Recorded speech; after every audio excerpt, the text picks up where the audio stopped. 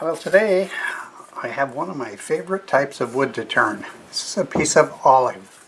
I recently met up with viewer Dennis, who gave me this along with a few other pieces and other types of wood. So I'm looking forward to turning this.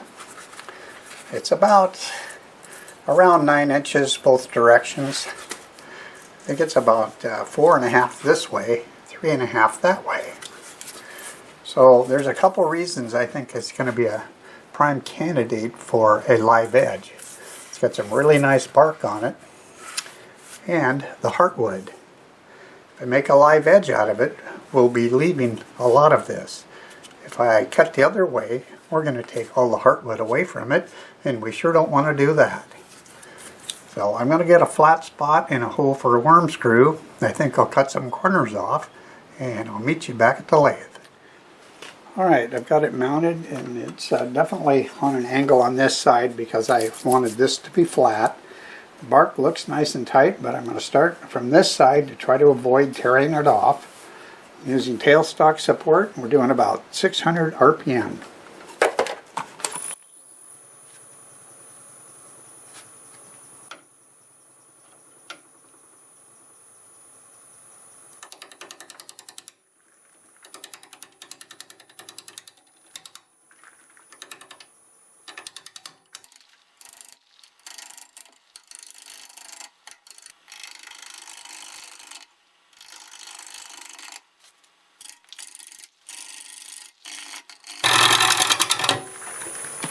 I'm going to go the other way now. I don't think you can see it as well, but this is about 1/4 inch away from the tool rest, and this opposite side's about 1 3/8 inches. So I'll be cutting this until we can get those even, and then we'll start putting a shape on it. And we're still doing about 600 RPM.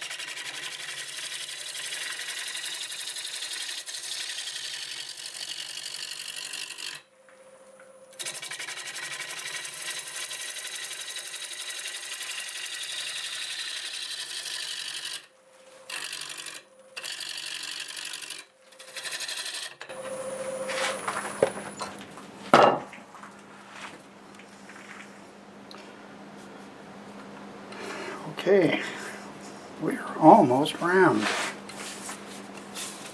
It looks pretty even coming around here. It's a crack or a bug track or something right here. I'm going to go ahead and make sure it's round, and we'll come up with some sort of a shape.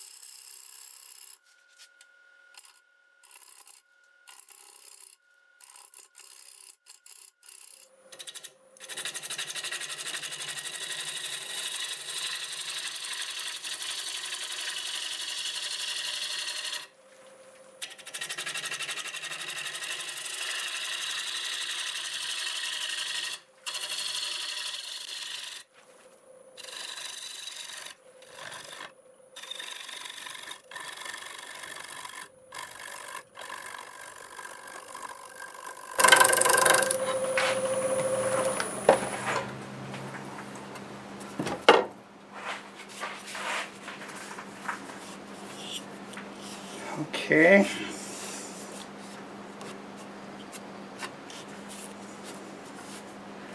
I'm going to do a little more work on the bottom because it's actually still not flat.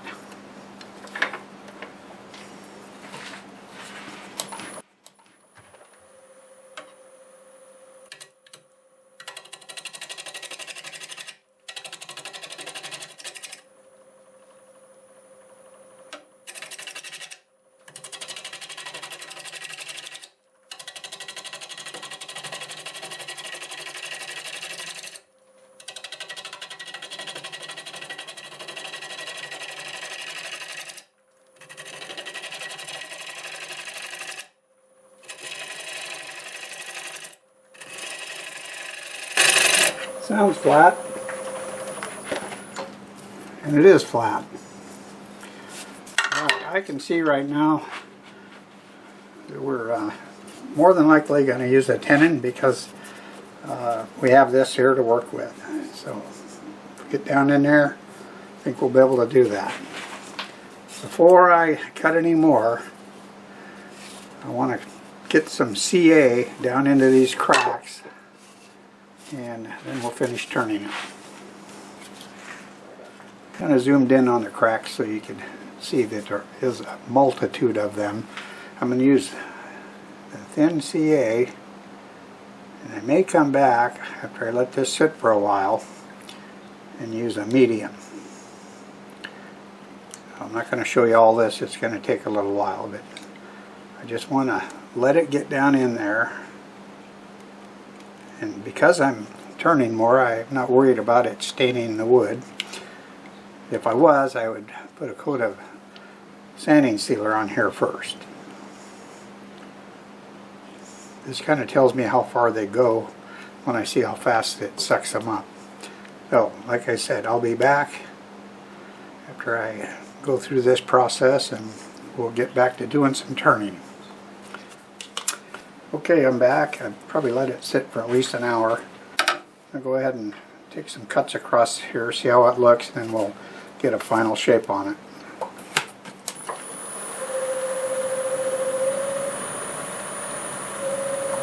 (780 RPM).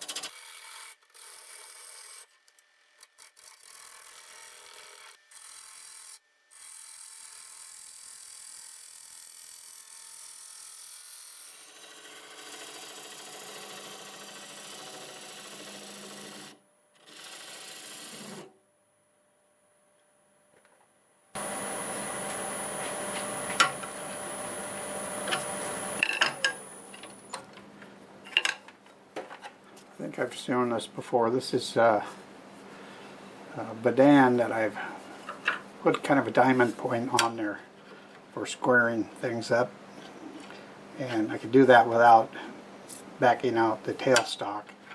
It's kind of why I ground it that direction.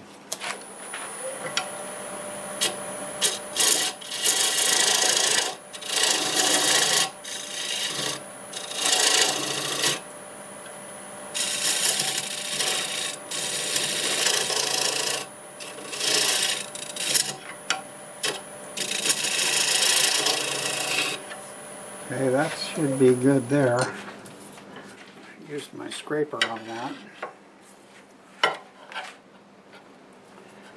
And then I think I'll take a break because it's really nice outside.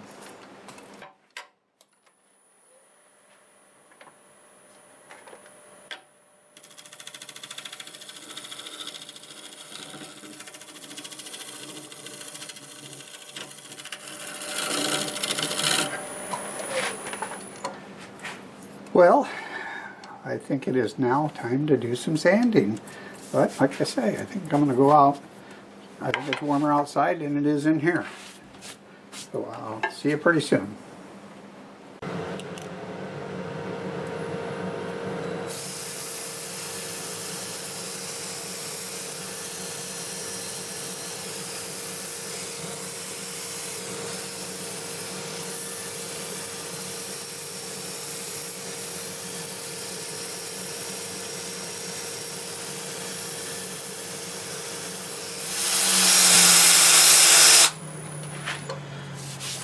Alright, I don't know if I mentioned it. I'm spinning the lathe at about 450 RPM in reverse. Starting with 120, we'll sand it up to 400. So I'll see you shortly. Alright, here goes the first coat of shellac base sanding sealer.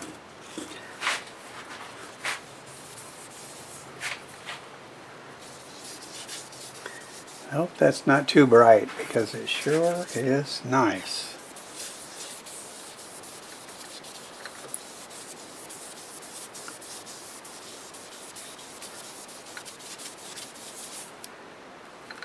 I think these cracks look alright. I ended up making some real fine sawdust and I rubbed it in with shellac and re-sanded everything. There's the heartwood showing up there. Should look really good on the inside, but the outside looks pretty dandy the way it is.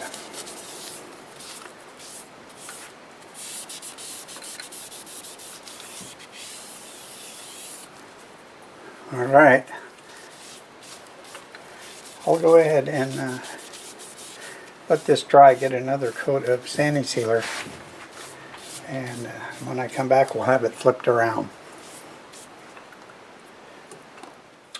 Alright, I've got it flipped around. It's running nice and smooth. I'm going to start with a 1/2 inch bowl gouge doing about 800 RPM.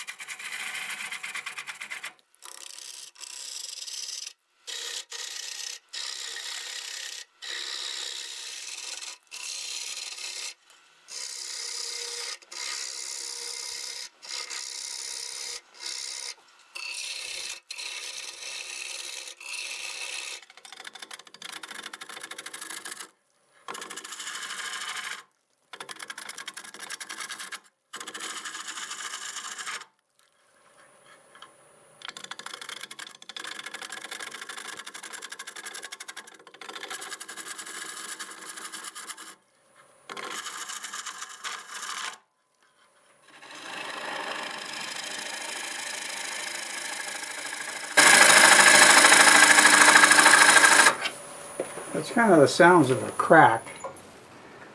Yeah, a lot of cracks. Same ones I filled on the outside. I could hear it ticking there.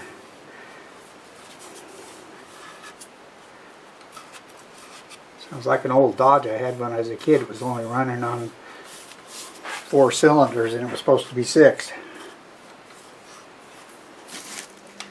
Alright, I took a little break. I came out, kind of forgot where I was at, so I decided to take this off and fill these cracks. I do notice that some of these did get filled from the other side and went down quite a ways, but I want to put more in them because it really was affecting how well the wood cut.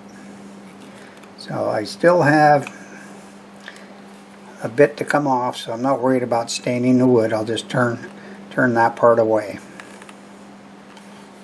And I just want to make sure I get some out of it. Oh, there it goes. It was slightly clogged. There. Alright, this is not exciting, so I'll come back after I have it in the lathe and we'll see how it worked out. So I let that CA sit for a while. I sprayed it with some accelerator. I've got about 1 inch right now. If I take a 1/2 inch off, it'll be pretty close to this, but I'm going to just clean that up and see if it's still filled in. If it isn't, we'll do it again.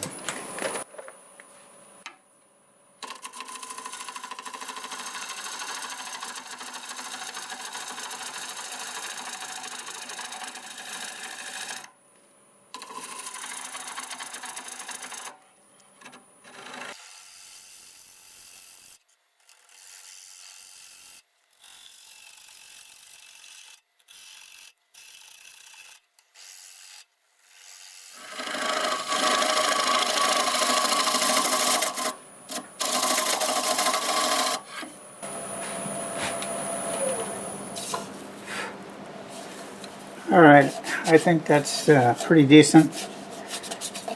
When I sand this, I'll save some of the dust and I'll rub it in using shellac, and we'll sand it all again, and then I think we can get the finish on it.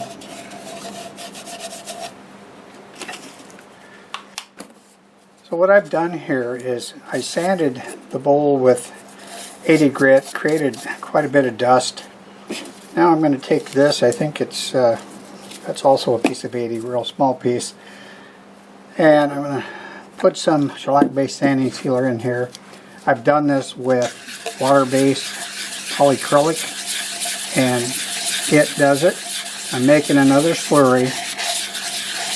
I'm working it into those cracks. Now, the CA made it strong, but to get it all the way to the top is just a lot of work, and I don't like the looks of it. But this will be the same sawdust that we have in the piece. I think it'll look pretty good. So there's a nice slurry there. I'll work it into the cracks. I don't care if it's thick, it'll sand right off real easy. So that's the process. I think that's going to work quite well. Put just a little bit more in, because I'm actually creating dust while I sand, plus the dust I left in there. I'm going to let this sit for a good half an hour. It dries real fast, but we'll let it sit. We'll put it back in the lathe and we'll sand it the way we normally do, and then we'll get the finish on it. So that's how I do that. Alright, I think we can go ahead and finish sanding this now. I need to remove that slurry that's on there, but that sands very easily. So I'll start with 80 grit, and I'm going to hold the piece still while I sand these ends. And then I'll turn it forward at about 370 RPM, sand it up to 400, and I'll probably get the finish on it tomorrow. It's getting just a little bit late. So I'm going to get my dust collector going, and we'll do all that sanding.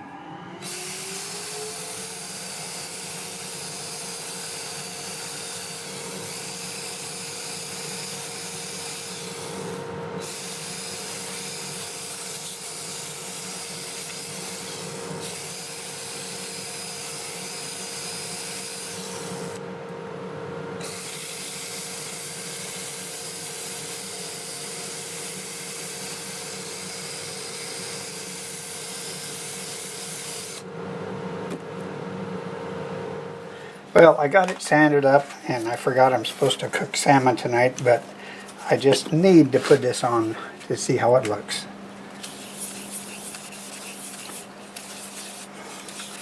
Yeah, that heartwood in there really popped.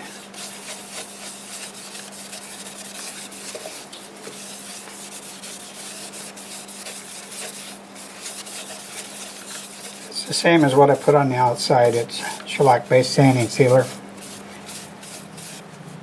And I'll quickly get some on that bark, and then I've got to get back inside.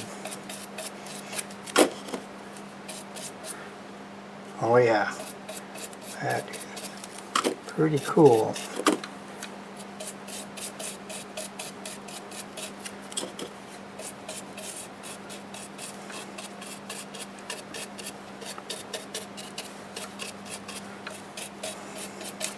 Hey, that worked out pretty good. Now I'll just clean up the little splashes I put on there. Alright, I gotta get going. Should be able to finish this tomorrow morning. See you then. So I wasn't even sure if I was going to show the removal of the tenon, but I resharpened the tool I used to remove the nub using the Phil Anderson method, and what I did to it made it work like magic. So I'm going to go ahead and show you this.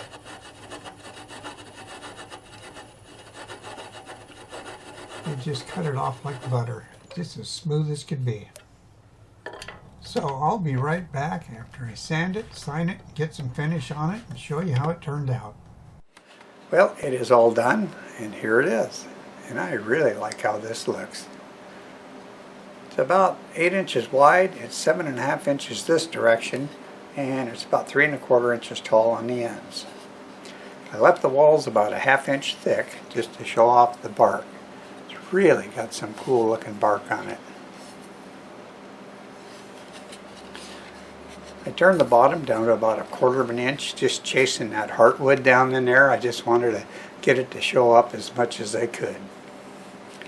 There was lots of cracks in here, and you saw that I filled these on the outside. When I was almost done with the shape, I tried to fill it with CA glue, and it went down in there quite a ways, and then I went ahead and finished it. When I turned the inside, I still saw the cracks. What I did was I used shellac-based sanding sealer and sanded it with 80 grit paper. It made a slurry. I pushed it into the cracks and let it sit for maybe 1 or 2 hours. Sanded it, and I think it does a good job. It's a nice little trick to have, and you can do it with water-based sanding sealer. Is probably even easier to use. So I finished it with 2 coats of Zinsser Seal Coat and 2 coats of Zinsser Shellac. That left a really nice finish on it. So after turning the tenon off, thinking I was done, I was examining the inside, and I don't think anyone would have seen it but me, but there was a small streak in here in the finish. So I used the Axe sanding paste to buff that out, and it just looks perfect. Beautiful wood. I have more of this wood, but I started with this one because I just figured it might be easier and I could learn how this particular olive wood turns, which is different than other olive wood I've turned. So the others are going to be a real challenge.